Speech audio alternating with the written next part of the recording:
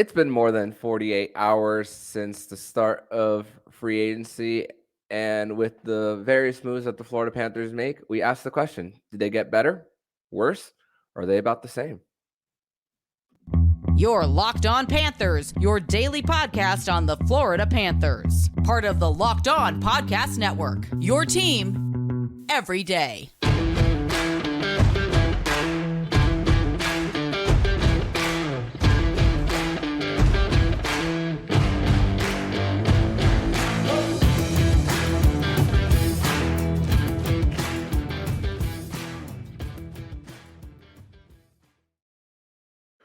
And welcome into this Monday, July 3rd edition of the Locked On Florida Panthers podcast, part of the Locked On Podcast Network, where it's your team every day. Thank you for making the Locked On Florida Panthers podcast your first listen of the day. I'm Armando Velez, and you can follow me on Twitter at MondoMan12. Follow the show account on Twitter and Instagram at LO_FLA Panthers. And shout out to everydayers who come back here and get your daily Florida Panthers fix. And you could subscribe anywhere you listen to podcasts and on YouTube. And thank you guys, especially for the YouTube subscribers who have subscribed to the channel. We are now over 500 subscribers on YouTube. So I want to say I want to say thank you guys, especially for coming on and supporting the show and supporting the channel here. So thank you guys so much for that. But we do have a special guest here on the show for today's edition of the Locked On Florida Panthers podcast. He is from the Sun Sentinel. He is Sam Sklar. Sam, welcome back to the show, my friend. Yeah, thanks for having me. It's I think a good time to be here. I think everything's kind of settled down from what Saturday was. That was my first time covering NHL free agency, and I knew it would be kind of a chaotic day, but I didn't think that the Panthers would make so many signings within the first 3 hours of free agency starting at noon. So it was chaotic, but I've been able to kind of catch my breath now. Yeah, and now we have that opportunity to catch our breath as well. And we're going to mostly talk about the chaos, especially with Bill Zito speaking to the media. We'll save that more for segment 2. But of course, went over the signings from outside the organization and the trade for Anthony Duclair for Steven Lorentz. But let's talk about some of the guys from the AHL and the guys who are homegrown guys for the Florida Panthers. Just like I spoke about on yesterday's show, just wanted to give these guys an opportunity to talk about them. And two guys whose contracts are official are Lucas Carlsson and Grigori Denisenko. Lucas Carlsson was a UFA group 6. So thank goodness for the Panthers, they didn't lose him in free agency there. And of course, Grigori Denisenko, a one-way contract for him as well. And of course, there comes a time whenever your ELC ends, and of course with how Grigori Denisenko is viewed by the organization, it really speaks volumes that they think that he's a guy who could make that next step into playing a bigger role. I mean, let's also discuss some of how he kind of has been held back a little bit throughout the years. I mean, COVID, going to being part of the Syracuse Crunch, that was a shared affiliate with the Tampa Bay Lightning as well. And of course, even with the shared affiliation with the Kraken 2 seasons ago too. But now this is a great opportunity for someone like Denisenko to be part of the more of the organization, maybe on that fourth line, right wing position, or maybe even third line. What do you think of Denisenko and Carlsson getting their offers? Yeah, I mean, I think that they are both deserving of it and both deserve a shot, at this team as young players who have produced pretty well down in the AHL. Denisenko, I have both players, I guess I haven't really been able to watch much in person just because I'm new to the area. So a lot of what I know about those two players is just, hearing from others. But with Denisenko, yeah, I could definitely see him being part of that third or fourth line on the wing there, at least just given what kind of free agents have been brought in so far as of Monday afternoon. And Lucas Carlsson, though, is the interesting one to me. He's kind of a wild card, I think, especially with all the different defensemen that were brought in by the Panthers this weekend. And I believe, right, Lucas Carlsson can't go on if he goes through he can't be on waivers, right? Or he has to go on waivers. Yes, but he does have a two-way deal with him through that contract. So, but Cap Friendly does not say waivers exempt on the site. Okay, yeah, because he was obviously great for down in Charlotte, just producing points like crazy, and so you think that he kind of deserves a shot with the team. And if you look at kind of the profile of like an Oliver Ekman-Larsson, for example, they kind of, I think, are similar in that regard as maybe more offensive defensemen. And obviously Lucas Carlsson could probably be more of a longer term solution, with Oliver Ekman-Larsson only getting a 1 year deal, plus a few other defensemen only getting 1 year deals. So I think he's going to be the interesting one to watch what ends up happening if he's able to make the team out of training camp. But I would be surprised if Denisenko did not make the team in training camp. Yeah, Denisenko is definitely I'm penciling him in, but not full blown Sharpie there as well. But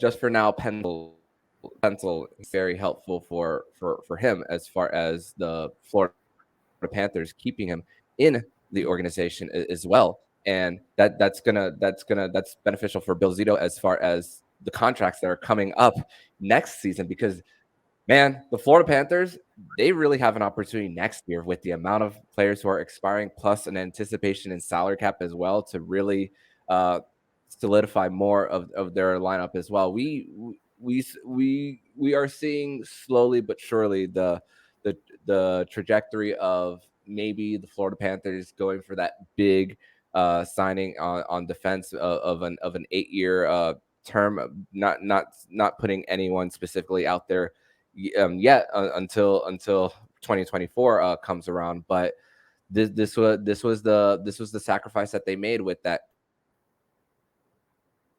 Kachuk trade for Mackenzie Weegar as well, and Jonathan Huberdeau, but also another opportunity for Lucas Carlsson to grow, learn after veteran guys under veteran experiences as well. And Zito talked about how the competition is really good, and how this brings the best out of people as well. Mm-hmm. Yeah, and one of the things that I picked up just from covering Michigan State athletics for the last 4 years is how much competition, especially like in college football, there is for fighting for positions with how big those rosters are. And I think that is true, that competition is a good thing, especially in the organization. And with the defense group, it's going to be really interesting to see how it all plays out, because the Ekblad and Montour injuries, we're not exactly sure how long they will be out. And if and when they do come back, it'll be really interesting to see who's able to make the team, who's able to get a spot, starting on the defense, because there are only so many spots. There are only 6 spots, and there's more than 6 defensemen right now on the roster, and a lot of them are very capable NHL players. And so you think that Oliver Ekman-Larsson was definitely one of them. You can kind of pencil him in, especially just given the amount of money that they threw at him. But I mean, a few of these guys who they did bring in are kind of guys who, aren't rock solid. You know what you're going to get out of them. Like Oliver Ekman-Larsson had a pretty rough go in Vancouver, especially just that last season. He was battling some injuries, and just the whole organization there was kind of in turmoil with the whole Bruce Boudreau and all that stuff. So it's hard to really blame a player for maybe not having their best year when there's all those different distractions going on internally, I think, with Vancouver. But the Panthers, they have a track record, right, of bringing in defensemen who are kind of in need of a jump start in their career, like Oliver Ekman-Larsson maybe is, and maybe other guys too, like Mike Riley or Dmitry Kulikov, and getting the best out of them, like Brandon Montour or a Gustav Forsling. Mm-hmm. No doubt, and especially with the track record as of recency as well, definitely is how the Panthers have been able to change the tides in their organization. But we're gonna discuss more about Bill Zito and Evan Rodriguez's media availabilities, as those are the only guys who have spoken since the start of free agency, and we're gonna give our thoughts on that next here on the Locked On Florida Panthers podcast. But first, we're going to tell you all about FanDuel, and take your first swing at betting MLB on FanDuel and get 10 times your first bet in bonus bets up to $200. That's right. Just bet $20 and you'll land $200 in bonus bets, win or lose. That's $200 you can spend on betting everything from the money line to over unders to who you think is going to get the first home run. All in the app that's safe, secure, and super easy to use. Plus, when you win, you get paid instantly. There's no better place to bet on MLB than FanDuel, America's #1 sportsbook. So sign up today. Visit FanDuel.com/lockedon. Get up to $200 in bonus bets. That's FanDuel.com/lockedon. FanDuel, official partner of Major League Baseball. Segment number 2 here on this Monday, July 3rd edition of the Locked On Florida Panthers podcast. I got Sam Sklar here from the Sun Sentinel here to discuss more about free agency and what Bill Zito and Evan Rodrigues said to the media in the last few days. And what of course, I wasn't there for Bill Zito's media availability, but everything that I was reading on Twitter was him being 90 minutes later than anticipated, and I put it on the Locked On account saying Bill Zito is cooking, and this was before the Evan Rodrigues signing was even announced, and you tweeted saying that he even needed a cheat sheet for all the guys who that he signed. He didn't even know whether some of them were even announced publicly, like being that just goes to show the laser focus that I know this is just one out of 32 teams when you think about that, but also to think about the constant work that these guys put in. You mentioned guys like Mike Riley as well in the last segment, and Bill Zito spoke about the guys of who are able to shuffle, like Kulikov returning to the organization had a little bit of a rough season in Anaheim, but also Mike Riley being able to play on different parts, and also Bill Zito doesn't know Dmitry Kulikov as well. But speaking to guys in the organization like Roberto Luongo, one thing that Bill Zito was very confident when listening to a guy like Lou was the fact that Kulikov is a great teammate, and that also was stands out on bringing a guy like him back, and of course familiarity with Barkov and Ekblad as well. And what did you take away from what Bill Zito had to say to the media on Saturday? Yeah, it was crazy, and I mean, I don't really blame him for like having to have a cheat sheet, because to be honest, for me, like I was almost the same way, because there were just so many different players who were signed at that point. And I have a document on my computer right now with all the different names and contracts, just so I don't forget anybody. But I mean, I can't even imagine for him too. I mean, there's probably like 12 other players who they were considering signing throughout the day that were in the back of his head. And at that time, the Anthony Duclair trade hadn't happened yet. But I'm assuming that they were talking, some throughout the day about that or something like that. So he's got that in his mind too. So definitely don't blame him on that. But I think he hit on a lot of different, points throughout the 20 minutes or so that he talked. It's interesting to hear about Spencer Knight. There was a question asked about him, when he's expected to come back, and Zito kind of like put out a correction that they expected him to be back with the organization, but didn't really seem sure of in what capacity. And so that's why it seemed like Anthony Stolarz coming in might be a bit more impactful of an addition than maybe we initially thought when that signing was first announced. I think that it seems like he's kind of a sneaky addition, or had a sneaky good season over in Anaheim. So he might be a guy who gets some ice time, early in the season. Elsewhere, kind of in what Bill Zito talked about.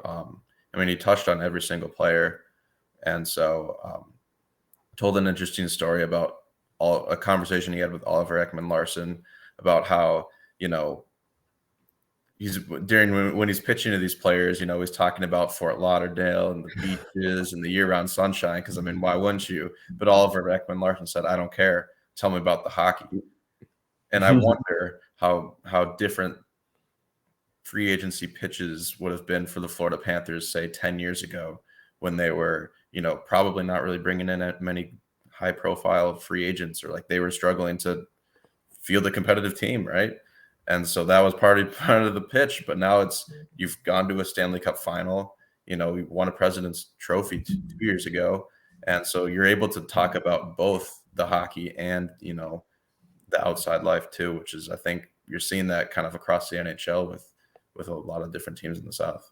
Yeah, no doubt, and it really helps you just get into a player's mind of knowing what's really important. It's just winning at the end of the day, especially guys who are over 30 who maybe if a guy is a free agent at a UFA at like 25, maybe that's a different story of a person who might want to live more of a going out lifestyle. But when you get to that 30-year-old range, which the Florida Panthers are still a relatively young team, even with all these signings as well, are still a pretty young team. Of average age is under 30, but that's also a good selling point as well, winning going off a Stanley Cup final. But a little clarity on Spencer Knight about his waiver situation is seasons that he's exempt is 5, and he has 2 remaining, and of course NHL games played according to Cap Friendly is at 80, and he's played 59 games, so he doesn't have to go through waivers. So a little bit of clarity there from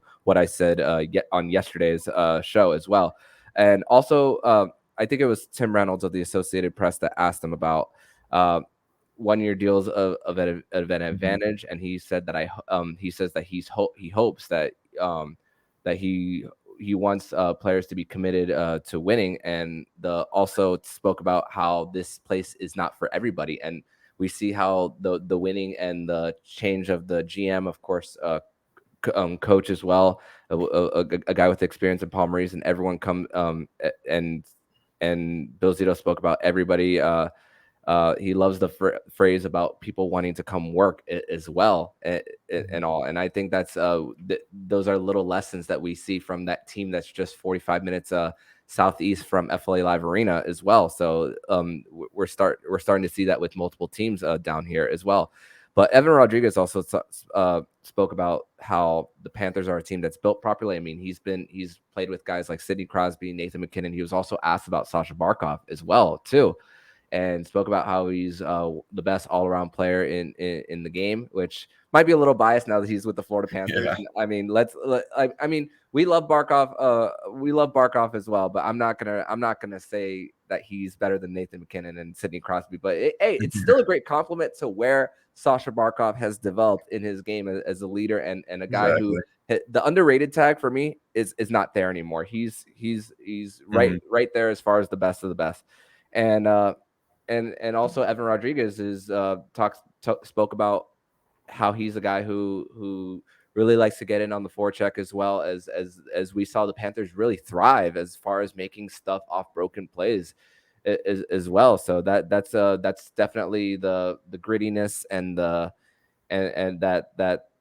is brought in from outside the organization as well. What'd you take away from what Evan Rodrigues had to say? Yeah, I think the signing is great. I think that if there's one free agent signing or trade acquisition, I guess, that the Panthers have made in the last few days, I think the Evan Rodrigues one is probably one of the most ones that you should get the most excited about, if I were to say, because he's 29 years old. And I think the Panthers got him kind of right in his prime. If you just look at, his stats for the last 2 seasons, he had career highs 2 years ago with Pittsburgh, and then pretty much kind of matched that last year with Colorado. I think he played a few less games, maybe was injured at some point. So I think he was almost on track to possibly match those numbers or even beat them. And so I think that the Panthers are getting him at the right time, and the fact that they got him on a long-term deal, I think that in 2 years or so, it's going to turn out to be a really awesome deal for the Panthers. A guy who can pretty much play up and down the lineup, right? Mm-hmm. Has a pretty good all-around game to do a whole bunch of things. He can score, he can forecheck, he can play some defense too. And it's kind of interesting to hear him talk about, because he's a guy who he didn't necessarily bounce around the league a lot, but he was an undrafted prospect out of Boston University. Signed with the Sabres after playing college, was there for 5 years, then went over to Pittsburgh. Pittsburgh traded his rights to Toronto at one point, I think maybe 3 summers ago. Then he never gets a qualifying offer from Toronto. And then Pittsburgh just signs him back again. And I think that his last 4 contracts were all 1-year deals. So imagine just having a family. He said he's got 2 kids and a wife right now, and living off of 1-year deals for the last 4 years. And now he finally gets, his big payday, gets 4 years down here in Florida. Like that's pretty special. It's hard to, not root for a guy who is not a heralded prospect, coming into the NHL, a guy who definitely earned it and had to fight sort of the hard way. Yeah, and you could sleep better at night knowing that next summer you won't have to worry about negotiating a deal, and that you could just focus on going and doing your off-season training as well, whether it's at the Ice Den or War Memorial, which we're expecting it to be ready later on this year as well. So definitely a great opportunity for him and his family as well. And I also did get a YouTube comment yesterday saying that that Evan Rodrigues is possibly my doppelganger as well. So so I wanted to share that on the show here for everybody. So I now it's really hard to like unsee it now for me. I can maybe see it. I don't know. Yeah, it's also his second year in a row joining a team that just went to the Stanley Cup final, right? Because he joins Colorado last year after they won the Cup, and now he joins Florida after they won the Eastern Conference. So, I mean, maybe he's obviously chasing the Cup, which don't blame him, and he talked about that. And so just kind of an interesting kind of move from him. Yeah, and that's valuable when you go to a team and you get to kind of be in the environment of guys who have been there. It's like, what's the secret, or what's the how are you supposed to train in order to be the ultimate professional as well? And also it helps with him being ex-teammates with Sam Reinhart and Brandon Montour as well going into this as well. So that's definitely going to be very beneficial for Evan Rodrigues coming into this season. But we're gonna discuss more in segment number 3 and ask the question: did the Panthers get better, worse, or are they just about the same? And we're gonna get Sam's free agency grade for Bill Zito as well. We're gonna discuss that more here on the Locked On Florida Panthers podcast. Your Locked On Panthers, your daily podcast on the Florida Panthers, part of the Locked On Podcast Network. Your team every day.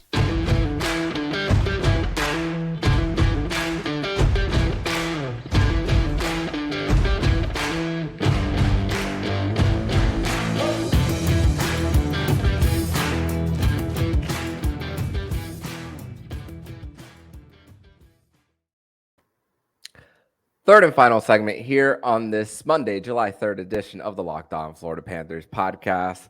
I got Sam Sklar here from the Sun Sentinel, and everydayers, make sure to come back on Wednesday for another edition of Winans Wednesday, where we're going to possibly put together what an opening night lineup could look like for the Florida Panthers. One thing we also want to discuss here is that Mark Stahl signed a 1-year deal with the Philadelphia Flyers, a 1-year $1.1 million contract. So that's another player who said goodbye to the Florida Panthers organization.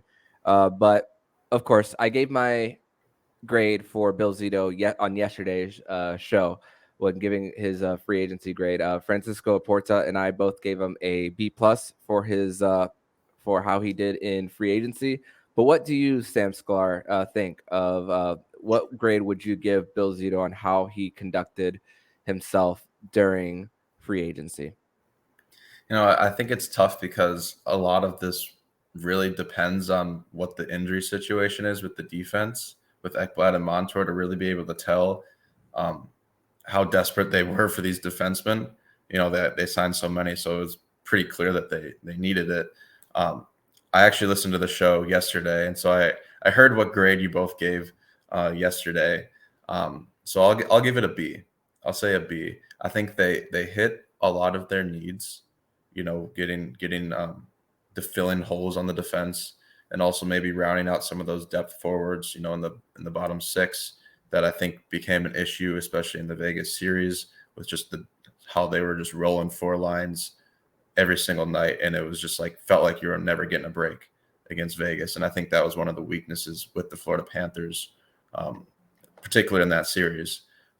So I think I give it a B. Yeah.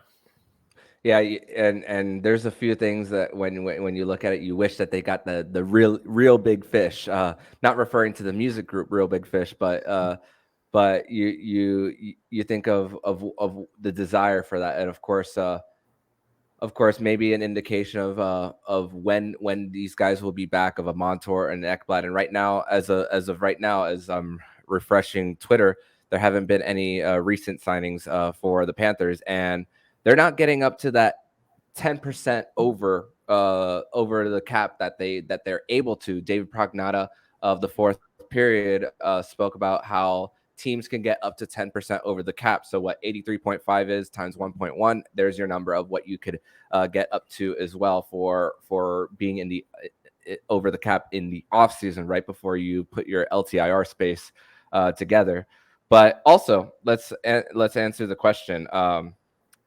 I'll let you go first on this one. Did the Florida Panthers get better, worse, or about the same? Yeah, this is a tough question for me because I lean toward they got better, but I'm hesitant to say that they got better, just because I think that it starts with the defense, and we really don't know what kind of production they're going to get from some of these guys that they signed. I think Nico Mikkola, you know what you're going to get with him. He's going to be a physical defenseman, not many points, but he's going to be here for a few years, so going to have to get used to him. And but like we said earlier with Oliver Ekman-Larsson, who knows really what Panthers are going to get from him. We've obviously seen, especially when he was with the Coyotes, how dangerous he can be, on the power play and just producing points from the blue line, which is something that the Panthers could use. If he were to be paired with, let's say, Brandon Montour, that'd be crazy. Those two together would be really good. Two puck movers. Yeah, and so I think that, like we've talked about, it all just kind of depends on where these what happens with these defensemen, how long Aaron Ekblad's going to have to be out. He obviously had a bunch of injuries during the season, and you could tell how it impacted the team. He is probably their best defenseman. He is. And Brandon Montour broke out, was really, really key down the stretch, and especially in the playoffs too. And so if he's out for a long time, that's going to be tough, because I think that, Dmitry Kulikov, he's bounced around the league a lot, especially over the last, 5 or so years. I watched him a lot when he was on the Wild for one season about 2 years ago.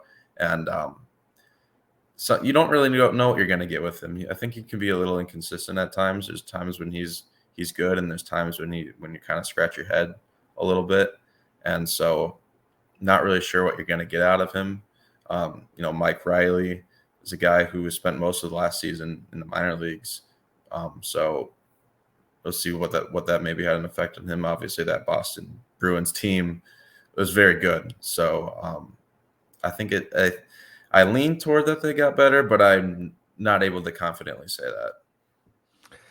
Yeah, and my answer is a little twofold as well, based on the injury situation. But here's the thing: when the Florida Panthers last year signed Mark Stahl and Eric Stahl to that PTO, it was getting veteran experience, but those guys were on the older side. You think of the experienced guys that they brought in this time around. Nico Mikkola is 27, OEL is 31, Dmitry Kulikov is 32, Evan Rodrigues is 29. But also, we spoke about Rodrigues' familiarity with Reinhart and Montour, but also Dmitry Kulikov's experience with Paul Maurice as well. Like a guy who he's played under. So that's a little bbit of perspective, seeing that relationship is something that kept going even when they went their separate ways as well. So I think that's something that's worth some value. And OEL, it's been a little bit since he's been back in the postseason. Of course, situation. It's not always the player's fault. Situation, of course, with ownership with the Arizona Coyotes and with the Vancouver Canucks the last few years. About you mentioned it earlier, the whole Bruce Boudreau, Rick Tocchet situation.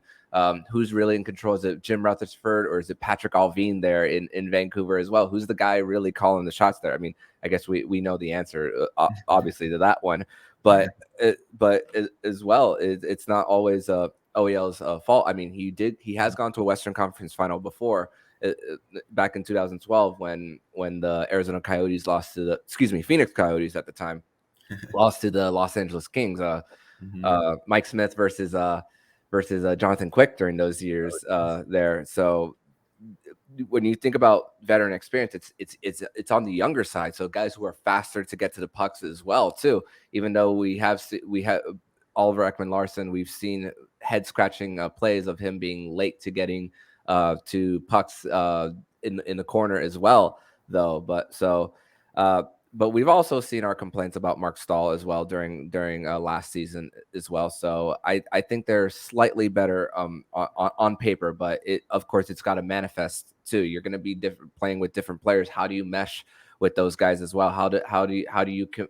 What's their communication style when the opposition is going in transition on a breakaway? So what's that gonna be like for these new guys coming in as well? And again, we can't emphasize enough the two leaders who got them to help them get to the Stanley Cup final are going to be missing some time. So it's a little bit of a hole to try to fill. You can't fill those holes. We're not going to pretend that these guys are going to play to the same level, but trying to at least fill that void.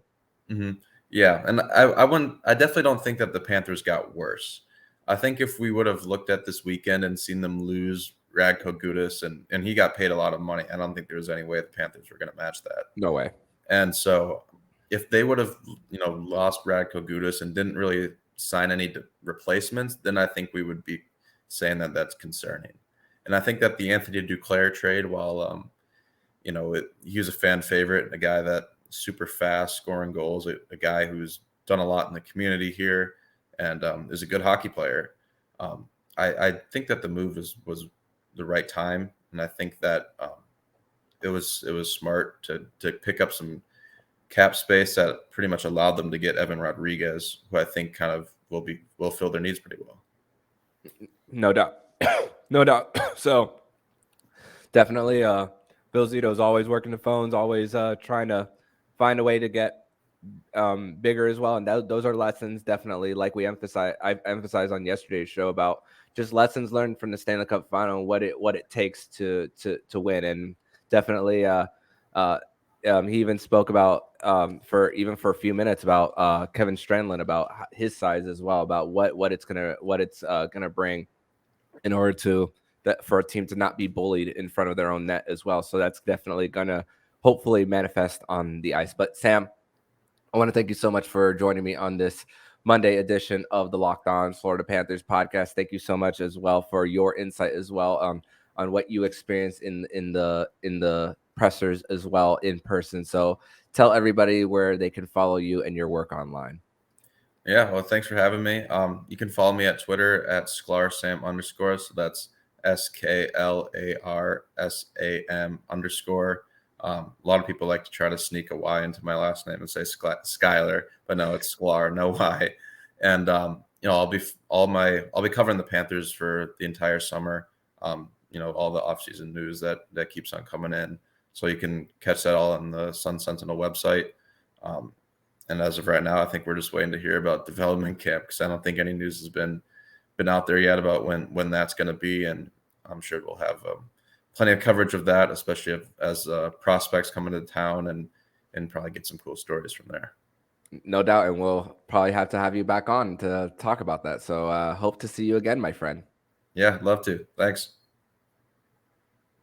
And if you like what you're hearing, please subscribe to the podcast to be notified every single time the Locked On Florida Panthers podcast jumps into your podcast feed. Don't forget to also subscribe to the other shows on the Locked On NHL network, including Locked On NHL, Locked On Fantasy Hockey with Flip Livingstone and Stu Roden, and Locked On NHL Prospects. Thank you for making the Locked On Florida Panthers podcast your first listen of the day. And every day, make sure to come back on Wednesday as it'll be a Winans Wednesday edition of the show.